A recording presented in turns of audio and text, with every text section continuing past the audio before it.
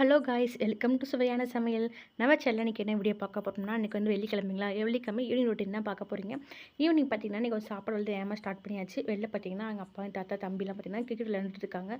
செடிக்கு வந்து தண்ணி ஊற்றுன்னு சொன்னேன். அதை விளையாட முடிச்சுட்டு செடி தண்ணி ஊற்றுறேன் அப்படின்னு சொன்னாங்க. என்ன சாப்பாடு வந்து 6 மணிக்கு செஞ்சிட்ருக்கேன்னு பார்த்தீங்கன்னா, சாப்பாடு வந்து வடிஞ்சிட்ருக்கு.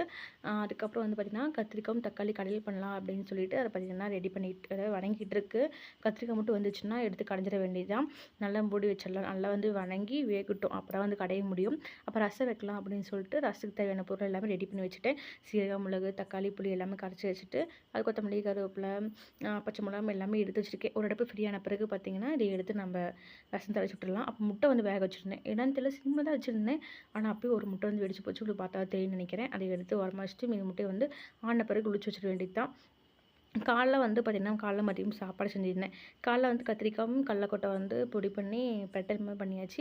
இது நேற்று வச்ச பாவக்காய் தொக்கு அது இன்னும் கொஞ்சமாக இருக்குது. பாவக்காய் தொக்கு பழசா பழசா டேஸ்ட் சூப்பராக இருக்குது. அப்போ சாப்பாடு கொஞ்சமாக இருக்குது. இது பார்த்திங்கன்னா, நாத்தனா வந்து இன்றைக்கி ஸ்வீட் செஞ்சுன்னு சொல்லி ஸ்வீட் வந்து தம்பி பேக்கில் வந்து ஸ்கூலில் வந்து கொடுத்துட்டாங்க. அதை எடுக்க ஆள் கொஞ்சமாக சாப்பிட்டு அதை வந்து எடுத்து வச்சுருக்கோம்.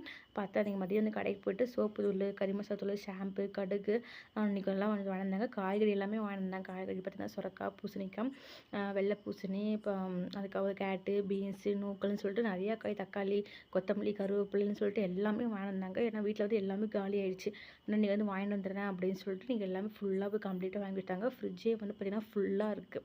எல்லாமே வந்து ஒவ்வொன்றா டெய்லி வந்து ஏதோ காய் போட்டு பொரியல் பண்ணி குழம்பு வச்சு சாப்பிட வேண்டியது. இன்னும் வெண்டைக்காய், கத்திரிக்காய் எல்லாமே இருக்குது. அதை பார்த்திங்கன்னா பொறுமையாக இன்றைக்கி ஒரு காய் செலவாயிடுச்சு. அப்புறம் நாளைக்கிட்டு அப்படியே செலவு பண்ணிடுவோம் ஒரு வாரத்துக்குள்ளே. இப்போ வந்து பார்த்திங்கன்னா சாப்பாடெல்லாம் செஞ்சு முடிச்சு டேபிள் எடுத்து வச்சாச்சு. பார்த்திங்கன்னா நிறையா செஞ்ச மாதிரி டேபிளே ஃபுல்லாக இருக்குது.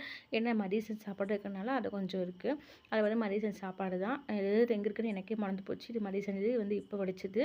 அதுக்கப்புறம் வந்து பார்த்திங்கன்னா கொஞ்சம் பாவக்காய் தொக்கு இருக்குது. அப்போ வந்து பார்த்திங்கன்னா கத்திரிக்காயும் தக்காளியும் போட்டு கடைஞ்சி பார்த்தீங்களா, அது வந்து பார்த்திங்கன்னா கொஞ்சம் உப்பு கம்மியாக நல்லா கடைஞ்ச பிறகு உப்பு கொஞ்சம் போட்டு சாப்பிட்டா சூப்பராக இருந்துச்சு. இதை சாப்பிடல, ஆயா மட்டும் சாப்பிட்டு விட்டுட்டாங்க. அதுக்கப்புறம் பார்த்திங்கன்னா அந்த கத்திரிக்காய் பிரட்டல் இப்போ எது காலி பண்ணும் அப்படின்னா, பாவக்காவும் கத்திரிக்காய் பிரட்டல், மதிய சாப்பாடு இதை மட்டும் காலி பண்ணால் போதும். மற்றபடி எல்லாமே புதுசாக இருக்குது. முட்டை வந்து சாப்பிட்டு முடிச்சிட வேண்டியது தான். அப்போ தக்காளி ரசம் நல்லா சுட சுட இருக்குது. அதுக்கப்புறம் வந்து முட்டை வந்து உளிச்சு வச்சாச்சு.